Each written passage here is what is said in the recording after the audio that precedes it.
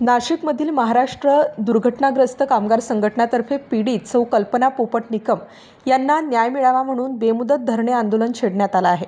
सौ कल्पना पोपट निकम ह्या महिला कंत्राटी कामगार म्हणून समीर ऑटो शरीन ग्रुप F71 सातपूर MIDC ह्या कंपनीत काम करीत असताना रोलिंग मशीनवर अपघात होऊन उजवा हात जायबंदी झाल्याने कंपनीने कुठलेही प्रशिक्षण न देता मशीनवर कामावर लावले व ह्या बेजबाबदारपणामुळे सदर अपघात झाला। सदर अपघात हा औद्योगिक सुरक्षा व आरोग्य विभाग यांना न कळवता संगनमताने दाबण्याचा प्रयत्न करून पीडित महिलेस कामावरून कमी केले, तसेच कुठलीही भरपाई दिली नाही। 1995च्या डिसेबिलिटी ॲक्टच्या कलम 47 प्रमाणे अशा दुर्घटनाग्रस्त कामगारांना कंपनी कामावरून काढून टाकू शकत नाही व पगारही कमी करू शकत नाही, परंतु सदर कंपनीचे HR मॅनेजर एका संघटनेचे सदस्य असल्यामुळे त्यांनी कुठलाही कायदा पाळण्यास नकार दिला आहे। समीर ऑटो शरीन ग्रुप F71 ने औद्योगिक सुरक्षा व आरोग्य विभागासाठी असलेले हित संबंध तसेच किमान वेतन देणे, बेकायदेशीरपणे कंत्राटी कामगार मशीनवर वापरणे, बोनस ॲक्ट न पाळणे, त्याचबरोबर बेकायदेशीरपणे कॅश स्वरूपात पगार देणे हे सर्व प्रकार फक्त संघटनेचा गैरफायदा घेण्यासाठी केला जात आहे। औद्योगिक सुरक्षा आरोग्य विभाग यांचीही याकडे 2 वेळा तक्रार करूनही सदर कंपनी कुठल्याही सुविधा देत नसल्याने या कंपनी व्यवस्थापनावर कारवाई व्हावी अशी मागणी जोर धरत आहे। सदर पीडित कामगार महिलेस न्याय मिळावा यासाठी महाराष्ट्र दुर्घटनाग्रस्त कामगार संघटनातर्फे प्रशासनास निवेदन देण्यात आलं आहे व सदर महिलेस न्याय मिळवून द्यावा, अन्यथा आंदोलन तीव्र स्वरूपात करण्यात येईल असा इशारा महाराष्ट्र दुर्घटनाग्रस्त कामगार संघटनेचे अध्यक्ष कैलास मोरे यांनी दिला आहे।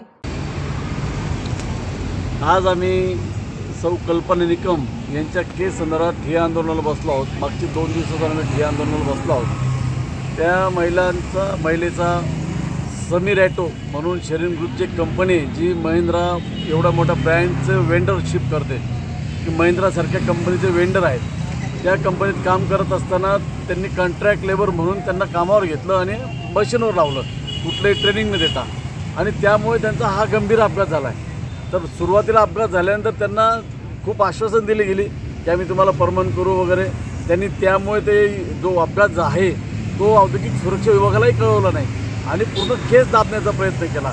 आणि त्यात अजून विशेष म्हणजे त्यांना ESI वगैरे सगळं लागू केलं आणि पेमेंट मात्र त्यांना कॅश स्वरूपात देत होते। मग कॅश स्वरूपात जर पेमेंट देत होते, मग सरकारला फसवून यांनी ESI PF कसे काय देत होते, म्हणजे तिथे किती ब्लॅक मनीचा उलाढाल होत असेल ही सुद्धा एक चर्चा किंवा ही विशेष बाब आहे आणि त्याची चौकशी करण्याची गोष्ट आहे। त्या कंपनीचे जे HR आहेत हे एका संघटनेचे काहीतरी पदाधिकारी आहेत, म्हणजे पदाधिकारी असल्यामुळे ते कुठलाही कायदा पाळत नाही।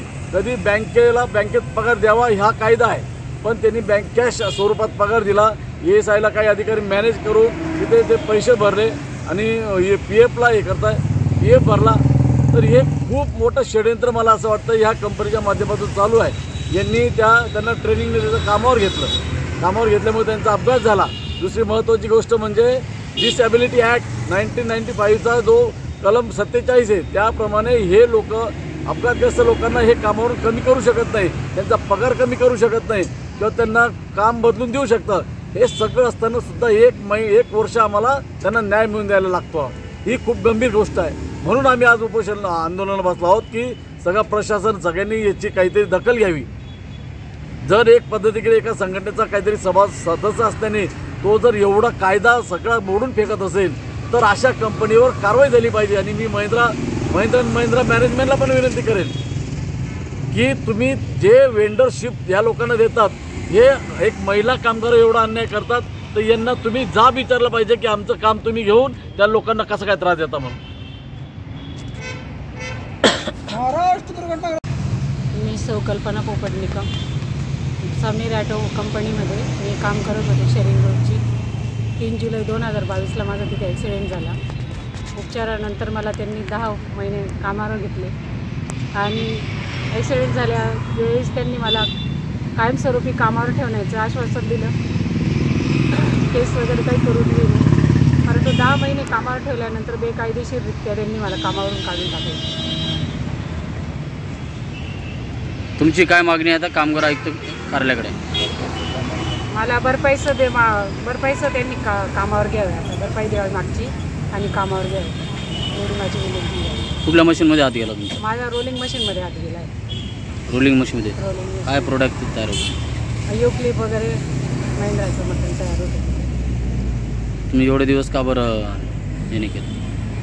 मी SI सुट्टीवर 6 महिने होती, त्याच्यानंतर 10 महिने मला कामावर घेतलं. 1 वर्षापासून माझी केस चालू आहे आयुक्तांकडे. माहिती काय आयुक्तांकडे अजून स्टार न्यूजसाठी सिद्धार्थ लोखंडे, नाशिक.